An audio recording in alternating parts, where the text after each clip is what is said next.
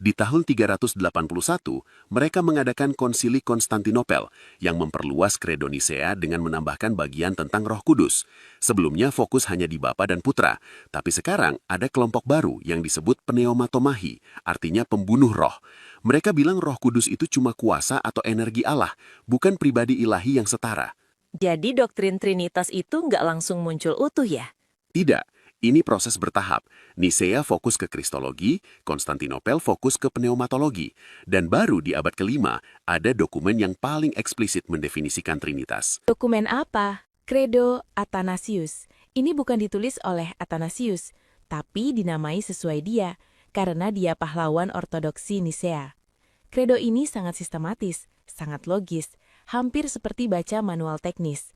Ada kalimat yang terkenal banget, kita menyembah satu Allah dalam Trinitas, dan Trinitas dalam kesatuan, tidak mencampurkan pribadi-pribadi, tidak memisahkan substansi. Itu kayak formula matematika ya? Memang, Kredo Athanasius itu seperti perisai logika. Dia menutup semua celah buat bid'ah. Jangan campur pribadi, itu menolak modalisme. Ajaran yang bilang Bapa, Putra, Roh cuma 3 topeng 1 aktor. Jangan pisahkan substansi, itu menolak triteisme. Ajaran yang bilang ada 3 Allah. Kredo ini juga menegaskan koeternitas dan koekualitas. Bapa tidak lebih dulu dari Putra, Putra tidak lebih rendah dari Bapa. Semuanya setara dalam keilahian. Intinya apa? Dokumen konsensus iman itu berfungsi sebagai pagar pengaman.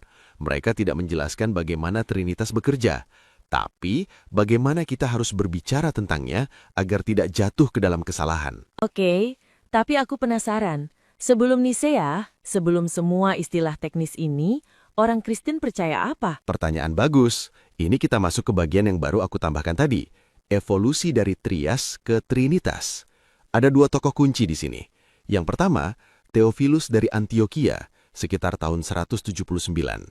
Dia adalah orang Kristen pertama yang menggunakan kata Yunani Trias, yang artinya ketigaan. Apa yang dia maksud dengan trias? Dia menulis, 3 hari sebelum penerangan langit sebagai simbol dari Trinitas.